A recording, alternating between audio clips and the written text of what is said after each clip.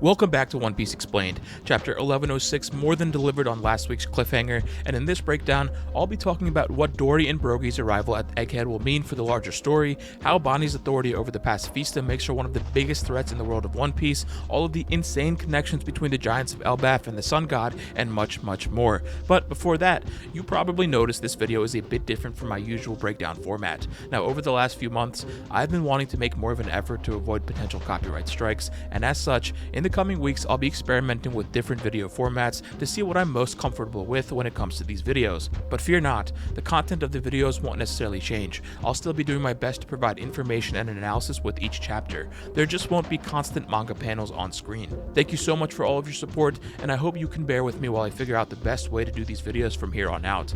In the meantime, I've made previous manga breakdowns temporarily private, but they should be back soon. Also, really quick, around 90% of people who watch my channel are still not subscribed, so if you've enjoyed any of my videos such as the in-depth live-action breakdowns, the weekly manga breakdowns, or more recently my breakdowns of the anime adaptation of Monsters, I would really appreciate it if you hit that subscribe button. It helps to support me and grow the channel, and you'll also be able to get my videos as soon as they come out. With all that said, let's get into chapter 1106, On Your Side. We start off with a mysterious ship heading toward the backside of Egghead. This is of course the ship of the giants arriving later in the chapter, where we learn that they come from the northeast coast of the island. And this makes sense given that Elbaf is northeast of Egghead, as we learned from Vegapunk earlier in this arc, and it's also consistent with the map we saw back toward the end of Wano. While we're talking about geography, for more context, Kuma was said to have arrived on the complete opposite side, on the southwest coast of the island. We get two voices on the ship commenting on the state of Egghead, citing the newspaper, and recall that the news of the events of Egghead came out earlier in the present day, as told to us by the narrator during the previous day, and we actually got a glimpse of people all around the world reacting to this newspaper just a few chapters ago, but we'll talk more about these giants in just a bit. Back on the Fabrio phase, we see Luffy instantly digest all of the food he ate, much to the surprise of the Marines surrounding him. Luffy's inhuman metabolism has been a recurring gag throughout the series. Sometimes he's able to simply sleep or run it off, but we have seen him instantly digest his food on a few occasions as well. The Marines who have been tasked with detaining him are unable to, thanks to the ongoing Buster Call, and this is just another example of the world government causing their own problems or getting in their own way. Atlas, Frankie, Kuma, and Bonney are still falling out of the sky as Sanji goes to save them with his skywalk, when Vegapunk contacts Atlas via an earpiece. Now, we've seen the Straw Hats and the satellites with these throughout the arc, so this is nothing new, but Vegapunk tells Atlas to let Bonney know about her authority over the Pacifista. Now, this is a pretty big revelation that surely changes this whole situation. Vegapunk's reasoning for this seems to be the continuation of his thoughts from the previous chapter about how awful it would be if the Pacifista were to attack Bonney. As such, he secretly programmed all of Kuma's clones to obey her, placing her even above the five elders on the authority hierarchy. With this, Bonney is able to order the Pacifista to help our heroes escape instead. Now, I get why Oda's doing this. It's a somewhat clean, unexpected way for our heroes to turn the tide of the battle during this incredibly hopeless moment, but as of this point, I don't think it was done very elegantly, and I'll get into why, but I should say this is just how I feel with this current chapter. My thoughts could easily change should we be given more information. Now, my hesitance with this is that Oda has just used the same questionable trick twice within the span of a couple chapters. Back in 1102, we first learned that Saturn had ordered a self-destruct switch to be programmed into Kuma, and stated that he could not be deceived given he himself is a scientist. But 2 chapters later, it turns out he was deceived, as Vegapunk actually installed something else that would make Kuma shut down as if in a vegetative state. Now, 2 chapters after that, we learned Vegapunk had deceived Saturn once more and placed Bonney atop the authority hierarchy, going against everything that was established to us as readers before. Now, I don't think it would rub me the wrong way so much if Vegapunk had only lied about the one thing, as I didn't have too much of an issue with it the first time in my Chapter 11.4 breakdown when we learned about the self-destruct switch, but to pull the same unsatisfactory trick 2 chapters later just feels very odd for Oda. Usually when he creates a mystery or a problem, he establishes the rules and logic for us as readers and the characters themselves, and seldom does he ever outright lie, instead opting to introduce a new element that had previously been unconsidered. Here, it really feels as if the solution to these 2 problems was just having whatever that was established earlier be untrue. The big twist is that Vegapunk is a liar. Now, one could argue that the authority hierarchy was first explained to us by Stussy, who wouldn't be privy to the fact that Bonney is actually at the top, and if that were the case, I'd be much more okay with this revelation, but Stussy wasn't the one who disclosed to us the authority hierarchy, it was Oda. Stussy only ever mentions themselves as authority chip holders and the 5 elders. The actual hierarchy is filled in for us by Oda himself. and not just once, but twice, as we see this again in 1091. And even with this, I think this lie wouldn't be too bad if we weren't given the whole assertion from Saturn that he couldn't be deceived. Not only did Oda lie about the self-destruct switch and the authority chip, he also lied about Saturn's ability to perceive Vegapunk's deception. Again, this is not a huge problem for me. I can still continue to enjoy One Piece as I have in the past, and all things considered, this is a very minor hiccup. I just wanted to express how this felt out of character for Oda's writing. He usually writes with a bit more finesse than solely relying on previously established plot points being untrue. And I should also make it clear, I don't really have a problem with this outcome. I just have some hesitations about how we got here, how it was implemented. I had previously speculated that Kuma may have some inherent authority over all the Pacifista, as I thought could be evidenced by his ability to make PX-1 stop briefly at Shibondi, perhaps due to some intrinsic property unbeknownst to Vegapunk. But I think Bonney ending up with control over all of Kuma's clones instead is pretty similar and has some pretty cool implications. For one, it's sort of like the kid with the remote control trope that we see in media such as the Iron Giant or Penny Parker. You know, when a little kid gets control over a larger robot. And I love when Oda is able to work various storytelling tropes and genres into the larger world of One Piece, so this is a lot of fun. This also means all of the Pacifista have been basically rendered useless for the world government. Well, all of the ones that are based on Kuma. We still have the Seraphim, who Bonney shouldn't have control over, except perhaps S-Bear. And speaking of, the Seraphim are still trapped in bubbles up on the Labo phase. I don't know if S-Bear would be able to receive Bonney's orders here, since we saw that Vegapunk had to come down to the Fabio phase in order to give orders to the Pacifista down there, but we'll just have to see. Now, Bonney having control over all of the Pacifista means she probably is one of the most valuable people in the story, just in terms of military strength. The world government will surely be after her head so that they can regain supremacy at the top of the authority hierarchy. Her fate after this arc has been somewhat up in the air, with some speculating that she'll be going with the Straw Hats for a bit. She could also rejoin her previous crew perhaps, along with the 50 or so cyborg fathers she has, but I think it would be really interesting if she ended up under the protection of the Revolutionary Army. This would bolster their military strength by quite a bit, allowing Kuma to continue fighting alongside them. Not only that, this could be part of what Vegapunk was getting at with Dragon earlier in the arc during that flashback, with not losing sight of the goal. By building the Pacifista, he was providing the Revolutionary Army with a great military force right under the nose of the world government. With all of that said, Vegapunk lying to Saturn twice doesn't go unpunished, as the Elder finally stabs Vegapunk right through the chest, though conveniently not through the heart. This is probably the most we've seen Saturn angered to this point, with the veins around his face bulging. He orders Kizaru to take them out, prompting the Admiral to use his Yasakani Sacred Jewel technique before approaching them with his Ama no Murakumo sword. Just as he's about to slice through Kuma and Bonney, he's intercepted by an armament hockey-infused fist stretching down from him far below, sending him crashing back down once again. And I love this depiction of Luffy here, laughing with his hair covering his eyes. We actually haven't seen Luffy's eyes in this chapter just yet, with them being covered every time until later in the chapter when Bonney gets to see him in his Gear 5th form in full, almost as if we too are getting to see Nika for the first time, just like Bonney. The drums of liberation swells as Luffy applies his rubber property to the island itself, as we first saw him doing back on Onigashima.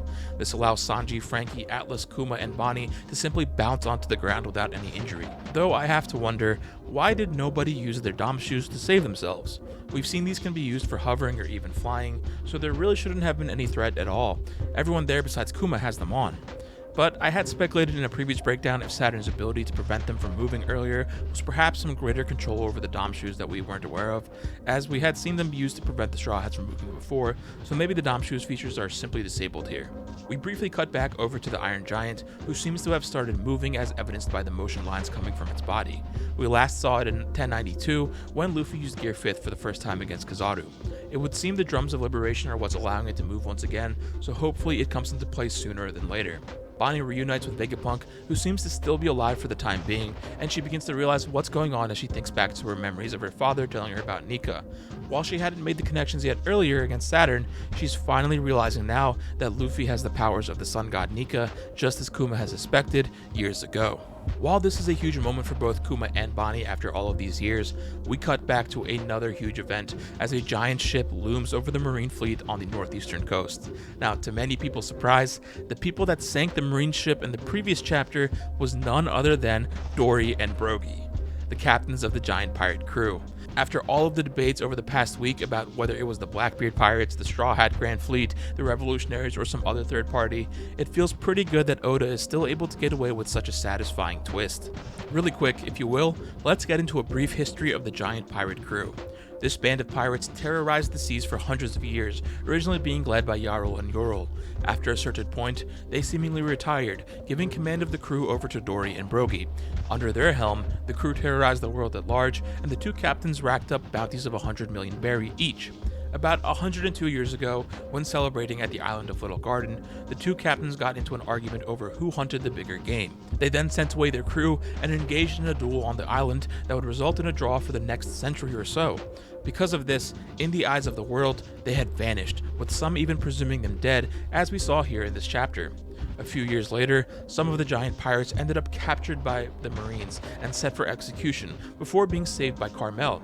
And about 50 years ago, Oimo and Kashi would set out to sea in hopes of bringing their captains back, but were also captured by the Marines and tricked into guarding Enni's lobby. 2 years ago, the Straw Hats came upon Dory and Brogey on Little Garden, where they helped them defeat the Brokeworks members who were after their bounties. Later, the Straw Hats came across Oimo and Kashi, where Usopp informed them of the truth behind their captains, motivating them to go against the world government and eventually return to Elbaf. And finally, we last saw Dory, Brogey, Oimo, and Kashi together once again earlier in this arc, during the day prior with the brief conflict between the red-haired pirates and the Kid pirates, where Dory and Brogey helped out in destroying the Victoria Punk, sinking Kid and his crew. Now it seems Dory and Brogey have come to Egghead to help the Straw Hats, but we'll have to see if they're alone or if their crewmates are with them. We also don't know what made them stop their duel that spanned more than a century at this point. The last we had seen them before this arc was in the Decks of the World cover story during the Fishman Island arc, where they were continuing their fight. Of course, we do see that newspapers were being delivered to them, so it's possible that something in the news may have prompted them to return to Elbaf. I've seen speculation that they may have been motivated by Luffy's all-white appearance in his recent bounty poster, but we'll get into more of that in just a bit. You'll also notice that the ship they brought with them here very much resembles one of the ships they used 102 years ago, the Great Eric. This could very well be the same ship, as the shields are pretty much identical to the ones on the Great Eric, and even features a similar figurehead with the spotted pattern leading up to it. The attention to detail here is actually quite insane, and of course, up top looks to be the Jolly Roger of the giant pirate crew. The Marines wondered why the Giants are here, to which Dory responds by saying a phrase that reminds me a lot of Gold Roger's words back in chapter 100. These things cannot be stopped. An inherited strength of will, one's dreams, the ebb and flow of the ages. As long as people hunger for freedom, these things will exist. Such a reference is surely not a coincidence, as the arrival of the Giants here means monumental things are ahead for the story and the world of One Piece at large. As we know, the conclusion of the Egghead incident is going to shock the world, and the resurgence of the giant pirate crew with their once thought to be dead captains assisting the Straw Hat Pirates against a Buster Call definitely fits the bill. This could also be seen as a declaration of war from the Elbaf Giants on the world government, which will escalate future plot developments for sure. Either way, we've been wondering how the Straw Hats will be able to get out of Egghead this whole time, and it looks like these Giants are going to play a big role in doing so. This also provides a great way to transport the Iron Giant off of the island. Recall that the world government had wanted it destroyed after it attacked Meijua 200 years ago, but the scientists of the time had kept it hidden. This mysterious piece of history will surely need to be preserved, and a ship capable of transporting giants is perfect for taking it off the island. There also seems to be some sort of connection between the Iron Giant and the Giants of Elbaf, especially with their Norse Viking-inspired designs. Not only that, other large structures could be moved as well, such as Punk records or any technology that Vegapunk needs. Elbaf Giants seem to be very well aware of the importance of preserving knowledge, as evidenced by the aftermath of Ohara. Now, Dory acknowledges Luffy as the Sun God, which is very interesting. Some may wonder how he would even know about this, perhaps thinking this was disclosed to him by Shanks. And while this is possible, I think it's important to remember that the Giants of Elbaf have been shown throughout the series to be a very religious people. Back during Little Garden, Brogey suggests with his dialogue that there are multiple gods the Giants of Elbaf believe in. Dory had explicitly mentioned the warrior god or god of war Elbaf, the namesake of the island they hail from, but hundreds of chapters later during the Whole Cake Island arc, we got a bit more insight into Elbaf culture with Big Mom's flashback.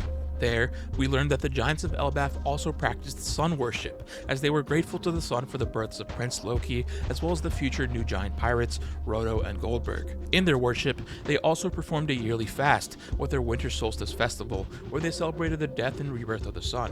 When a young Big Mom went on a rampage, killing the great elder giant Yorl, Carmel tried to quell the situation by appealing to the Giants' worship of the sun god, as she used her soul fruit abilities to create Pandora from the flames that ravaged the village. While they may not have worshipped Nika explicitly, since that name was erased from history, only really being preserved through the efforts of the near-extinct Buccaneer race, the Giants of Elbaf seem to be very familiar with the concept of the Sun God.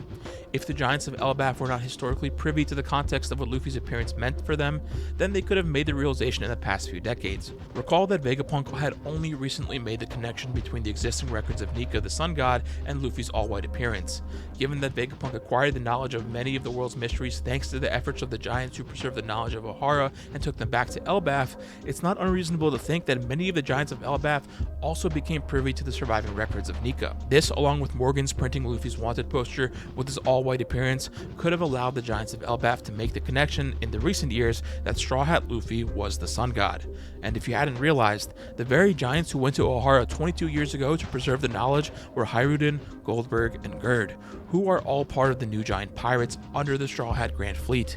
And if that wasn't enough, Stanson, the giant whom the Straw Hats helped liberate from the human auction house back on Shabadi, would eventually become another member of the new giant pirates, making good on his promise to help the Straw Hats out in the future by becoming a member of their Grand Fleet. It's quite amazing to see all of these different connections between the Giants and Luffy come together like this, culminating in the Giants of Elbaf coming to the Sun God's aid against the world government. All of this continues to point toward the ongoing theory that Joy Boy was a giant, or perhaps had giant's blood, like the Buccaneers, and possibly further explains why the world government has made so many attempts at acquiring the power of giants for their own purposes, from trying diplomacy with Carmel to research on gigantification. We're at a crazy time in One Piece, and this is just the beginning. With that said, if you've made it this far into the video, thank you so much for sticking through and bearing with me as I figure out the best way to make these breakdowns without running into any more potential copyright issues. I'd love to hear any feedback you might have for me in the comments, as well as any of your general thoughts on the chapter. If you enjoyed this video or any of the other videos on my channel, liking this video and subscribing goes a long way in supporting me and helping the channel grow. Thank you so much for watching, stay safe, and I hope to see you in the next one.